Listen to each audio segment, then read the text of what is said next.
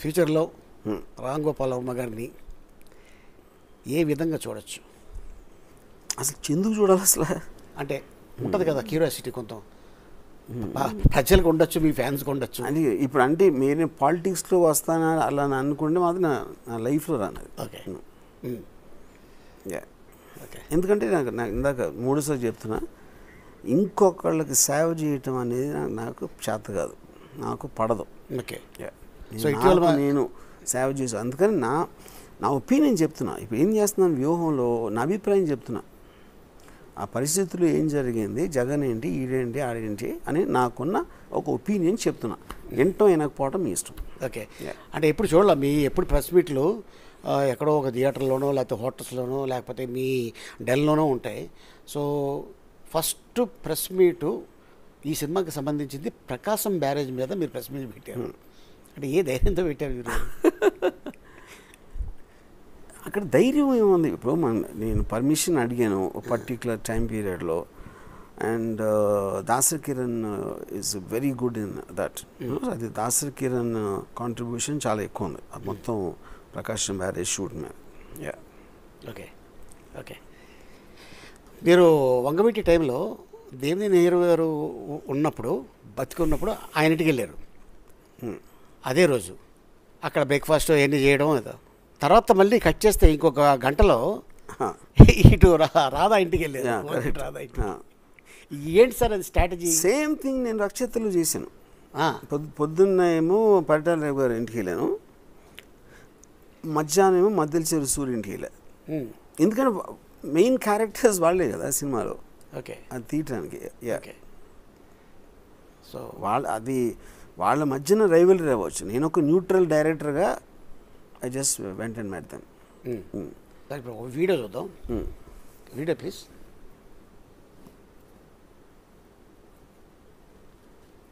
Highlighting any one character, Satya's character is basically a reference point to say so many things what I wanted to say in the film. So I don't think it is to launch Manoj Vajpayee or not Chakravarti nor anybody, but that is not the intention of making the film. So I think the question is right. ఇది almost 25 years back sir. ఇది అప్పుడు కూడా మీరు ఇలాగే మాట్లాడారు. అంటే నేను Shiva release అయినప్పుడు ప్రింట్ ఇంటర్వ్యూస్ వచ్చాయి కదా, ఇస్తారా ఇలాంటి మ్యాగజైన్స్లో. అవును. నేను ఈ మధ్యన ఎవరో నాకు కొన్ని పంపించారు, ఎవరు అక్కడ నుంచి ఎవరో దాన్ని దాచిపెట్టి మా ఆంటీ ఎవరో. ఎగ్జాక్ట్లీ నేను ఇప్పుడు మాడుతున్నట్టు ఉంది. ఏమీ చేంజ్ లేదు, ఏమి తేడా లేదు, ఏమీ తేడా లేదు. That is what I call consistency. అంటే మీరు హ్యాపీ ఫీల్ అవుతున్నారా ఇలా ఉండటం వల్ల? నేను హ్యాపీ అంటే నేను కూడా ఆశ్చర్యపోయాను అసలు. ఏమంతా అంటే ఇప్పుడు మీకున్న ఎక్స్పీరియన్సెస్, మీకున్న ఏజ్, ఇలాంటి రకరకాల ఫ్యాక్టర్స్ వలన ఎంతో కొంత మార్పు వస్తుంది. నేను అసలు ఏమీ మారలేదు. ఓకే. ఆ టైంలో నాకు నాగేశ్వరరావు గారు శివ రిలీజ్ అయ్యి పెద్ద హిట్ అయిన తర్వాత ఒక ఫుల్ పేజ్ యాడ్ ఏమన్నారా న్యూస్ పేపర్లో, నా మొదటి చిత్రం ఆదరించినందుకు ప్రేక్షకులకి కృతజ్ఞతలు అని యాడ్ ఏమన్నారు. నేను వాళ్ళు నాకు ఇవ్వాలి కృతజ్ఞతలు, నేను వాళ్ళకి ఇవ్వడం ఏంటన్నా. ఇప్పుడు నేను మంచి సినిమా తీస్తే చూస్తారు, నేను చెత్త సినిమా తీస్తే చూడరు, అంతే మా రిలేషన్షిప్. సో వాళ్ళు చూసింది నాకు సేవ్ చేయడానికి కాదు కదా, సినిమా నచ్చి చూశారు. అప్పుడు నేను ఎందుకు థ్యాంక్స్ చెప్తానన్నా. ఓకే. అది ఇప్పుడు అలా మాట్లాడతాను అనుకుంటారు. అందు నేను ఫస్ట్ సినిమాకి అది అలా మాట్లాడాను, మేకింగ్ టైంలో కూడా అలాగే మాట్లాడాను. సత్య టైంలోనే మీకు చాలా బెదిరింపులు కాల్సి వచ్చినాయి కదా. అంటే ఆ టైంలో under world was very active బాంబేలో 96 ఆ టైంలో. అవి అందరికీ వచ్చి, నాకు పర్టికులర్గా సత్య గురించి ఏం రాలేదు. Okay. Just anybody who's little పేరు ఉన్నాడు ప్రతి ఒక్కడికి వచ్చేది. జనరల్గా మా మనిషికి ఎక్కడో ఒక చోట ఒక చిన్న భయం ఉంటుంది. రామ్ గోపాల్ వర్మ ఎప్పుడైనా భయపడ్డారా? ఐ థింక్ అది ఏదో మీ షోలో ఇప్పుడు చెప్పినట్టు గుర్తు నాకు. అంటే ఇప్పుడు భయం అనేది టూ థింగ్స్ ఉంటాయి. అంటే ఇప్పుడు ఒక సిచ్యువేషన్లో ఉండి ఒక డేంజర్ ఫేస్ చేయడానికి అది ఒక రకం భయం. ఆల్రెడీ మీరు ఉన్నారు పరిస్థితిలో, ఏమన్నా అవుతుందేమో అనే భయం అనేది ఇంకో రకం భయం. ఇది అప్పుడు లేదు, కానీ ముందు అవ్వచ్చేమో అనే భయం. ఆ భయం అనేది నాకు అసలు జీరో.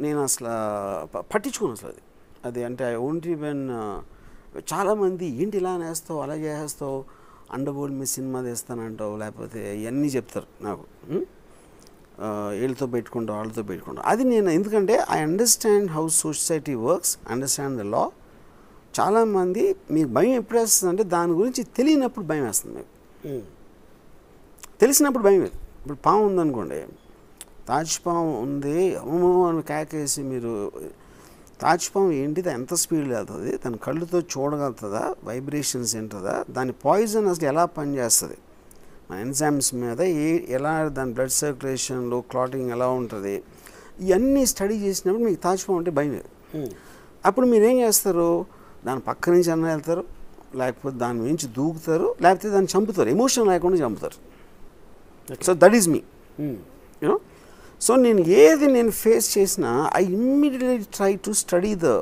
థింగ్ వర్స్ట్ సిచ్యువేషన్లో ఏంటి బెస్ట్ సిచ్యువేషన్లో ఏంటి అని నేను ఒక బేరీ చేసుకుని దాని ప్రకారం నేను ఒక థింకింగ్లో రియాక్ట్ అవుతాను ఎమోషన్తో రియాక్ట్ అవుతాను అందుకని నాకు భయం లేదు ఓకే సో మీ అడ్వకేట్స్ ఇప్పుడు ఫర్ ఎగ్జాంపుల్ ఒక ముదుమలైరి క్షణక్షణం అప్పుడు ఒక రిసార్ట్లో ఉండేవాడు ఫారెస్ట్ మధ్యలో నేను రాత్రిపూట ఒక్కడిని ఫారెస్ట్కి వెళ్ళేవాడిని నడుచుకుంటా ఎందుకు I want to listen to the sounds of the forest in the night అప్పుడు ఏమంటారు అందరూ అమ్మ అక్కడ ఎలుగుబంట్లు ఉంటాయి ఇవి ఉంటాయి జాగువార్ లెపర్డ్స్ అది ఇది Mudumalai is very very thick with అది కానీ నేనేదో నేషనల్ జియోగ్రఫిక్ మ్యాగజైన్లో 95% of the time wild animals don't attack human beings అని చదివాను అది నా బేసిక్ థింగ్ కానీ ఆ 5%లో నేను ఉండొచ్చు ఎవరైతే పోతారో కానీ 5% రిస్క్ కూడా తీసుకోకపోతే అమ్మ ఎందుకు లైఫ్ బతకడం అనేది నా ఫీలింగ్